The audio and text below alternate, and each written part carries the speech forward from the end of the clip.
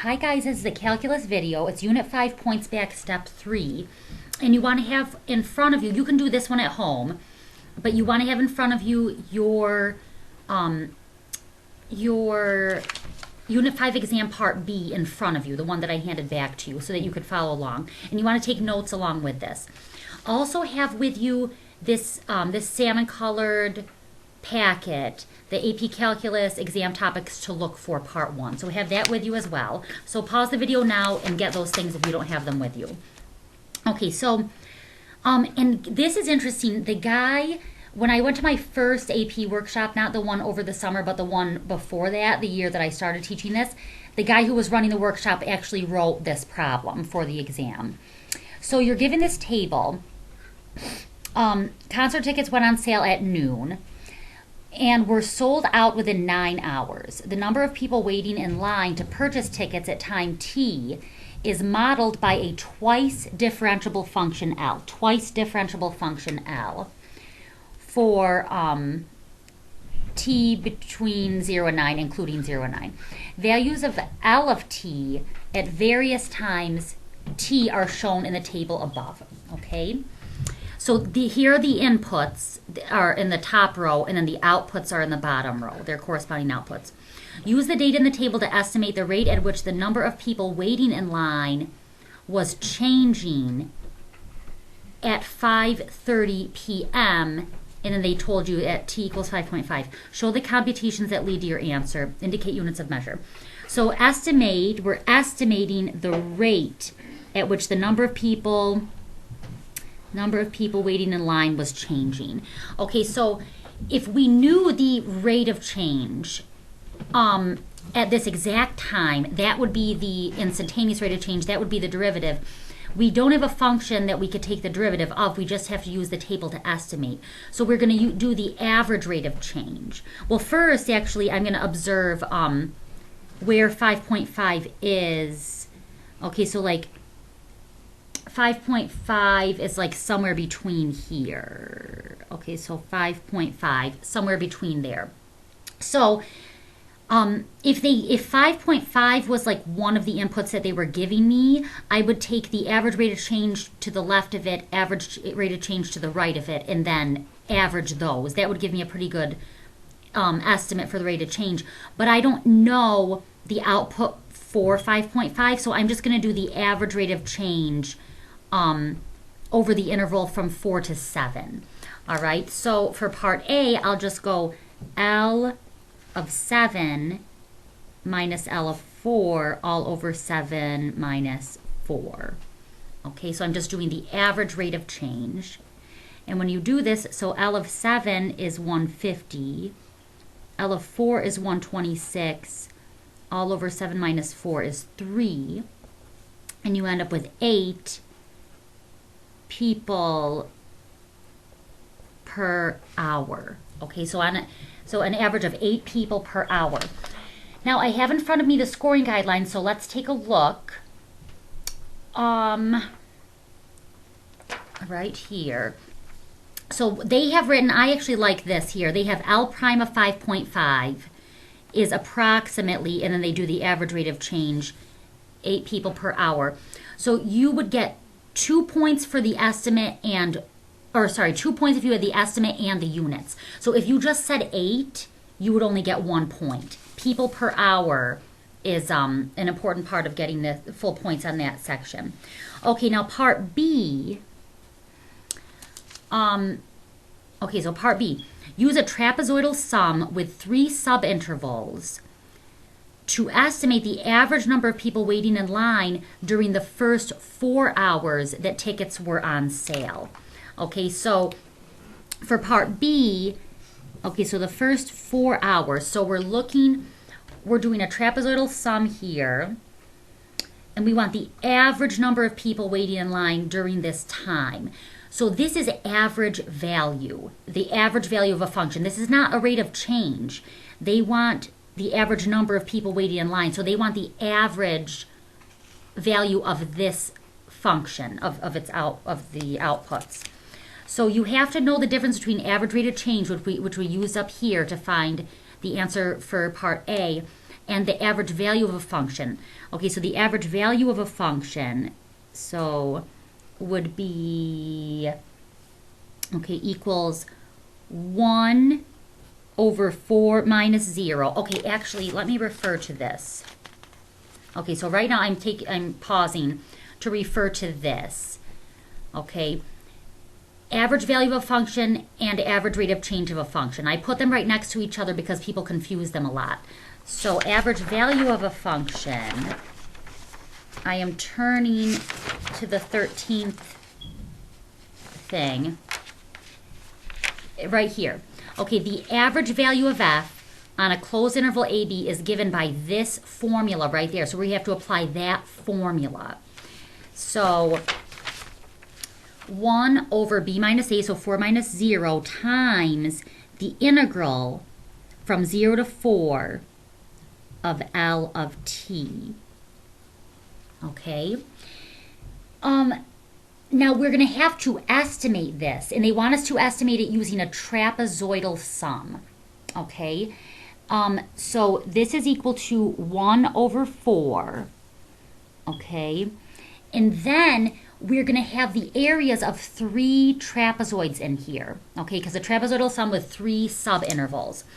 And maybe over here I should say that area of a trapezoid is base 1 plus base 2 over 2. So that's 1/2 base 1 plus base 2 times the height. Okay, and when you're doing a trapezoidal sum, the height is delta x, or I'll say delta t here. Alrighty, so for the first trapezoid is going to be on this interval. Okay, so this will be trapezoid 1, trapezoid 2, and trapezoid 3. Will be using those inputs and outputs. Okay, so for the first trapezoid, base 1 plus base 2, so 120 plus 156. Remember, the outputs are what give you the bases of the trapezoid. So divided by 2 times, and the height of the trapezoid is the change in x, or the change in t in this case. So it'd be just 1. Okay, so times 1. So that's the first trapezoid. The second trapezoid area is 156 plus 176, base 1 plus base 2 divided by 2. So 156 plus 176 divided by 2 times, okay, now the change in t here from 1 to 3, that's 2, times 2. Last one, I didn't make this big enough. Whoopsie. And then this last trapezoid, the bases would be 176 and 126. 176 plus 126. That's not clear, sorry. And then the height from 3 to 4, that would be 1 again. Okay, so times 1. And then, oh, and I should have, I should go like this. Okay, because this definite integral would be the exact area under the curve, and I'm approximating it. So I'm using this trapezoidal sum to approximate it. So I changed the equal sign to an approximation sign. And so it is approximately 155.25 people. Okay, this is not a rate. Okay, this is the average value of the outputs of the function, and the outputs are measured as people. All right, so let's see what the scoring rubric says. All right, the average number of people waiting in line during the first 4 hours is approximately this. Okay, in people, and they did it just like I did. They showed a little bit more, they were a little bit more careful. And you would get 2 points for the trapezoidal sum and the answer. So if you forgot, like if you forgot the 1/4, okay, which would make it the average value, because the average value is the area under the curve divided by the length of the interval. If you forgot the 1/4, you would have gotten 1 point just for doing the trapezoidal sum. Okay, now part C, this is where it gets hard. So the first two guys, those are really an easy 4 points. If you know your facts, you should all be able to get A and B. All right, if you go into the AP exam knowing your facts, A and B should be a cinch for all of you. Part C is where it does get harder. So part C, for the time interval 0 to 9, what is the fewest number of times at which L prime of t must equal 0? Give a reason for your answer, okay? So, I don't know, guys. It's hard to explain, but I'll do my best. Okay, so L prime of t must equal 0. L prime of t must equal 0. If you know your Susan's table facts, that should tell you that these would be local extrema of L of t, okay? L prime would equal 0 where L of t has local extrema. So I'm basically trying to figure this out. Now, give a reason for your answer. They want you to use a theorem, okay? So what you should do right now, please, guys, is turn to theorem identification. Okay, so this is number 6 in our salmon colored packet. Okay, so pause the video if you've got to find it, but theorem identification. When they want you to explain something, it's important that you try your best to bring up concepts of differentiability, continuity, using the theorems if you can. Okay, so when I look at these theorems, these are all existence theorems, so we're basically trying to prove, we've got to prove that we have 3 local extrema. Okay, that L of t has 3 local extrema between, within this interval here. Okay, and when I look at my theorems, I see the extreme value theorem, which, so if f is continuous on AB, so that's the condition for the extreme value theorem, is that f is continuous on AB. And L is continuous on AB, so I know I can apply this. If f is continuous on AB, then there exists a number on this interval for which f of c is an absolute max or min of f, okay? Now the thing about absolute maxes and mins, guys, is that the endpoints, the outputs of the endpoints could be the absolute max or min, in which case the extrema would not be local, okay? So why don't I just show you like the way I'm thinking of it, and then I'll show you what the rubric calls for. And we'll work on this. Okay, so for part C, first of all, I'm just going to try to get a sense of what this graph would look like. Okay, so, okay, what does it mean that L is twice differentiable? It means that it's continuous, but it also means that its derivative is continuous. So it's twice differentiable. Okay, so it's differentiable, meaning that it's a continuous, smooth curve. Okay, so L of t is a continuous, smooth curve. Okay, that's what twice differentiable is telling me. I've got a continuous, smooth curve. Okay, now let me try to visualize it. So my y values are going from 120 to 156 to 176. So on average, they're increasing here. But then I go to 126.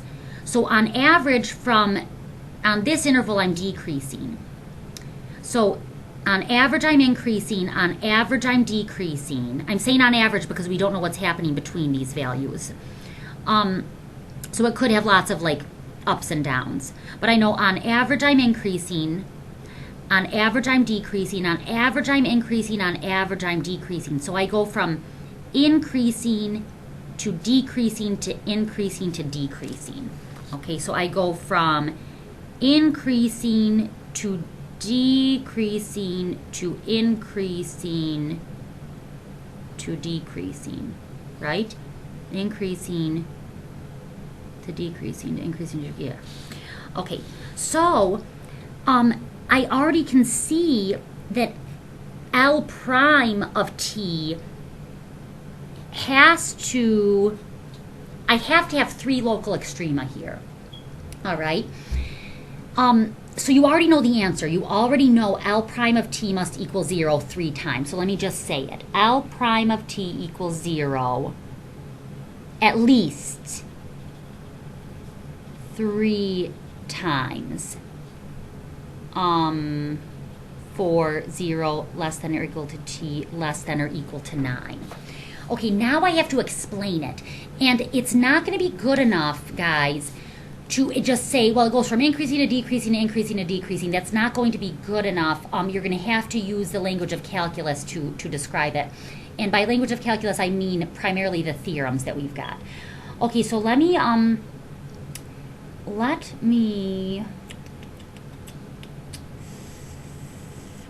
do this. Okay, so actually, why don't I do this? I'm just going to show you what they are asking for, all right? And then I'll do exercises in the future to help you get better at this. But, okay, so part C, they give 2 different explanations. And, I mean, look at it already. They're pretty involved. But this is how you would get full credit. Okay, now this is what I would have gone for. I would have gone for this one down here. This is a 3.1. You consider the relative extrema of L on this interval. You have an analysis and you have a conclusion. So I think we would have gotten 1 point just for this. Okay, so just for this alone, we would get 1 point. For the other 2 points, you'd have to give an argument. Okay, this first one I think is, I really like it, but I'd like to focus more on this one down here. So the continuity of L on this closed interval from 1 to 4 implies that L attains a maximum value there.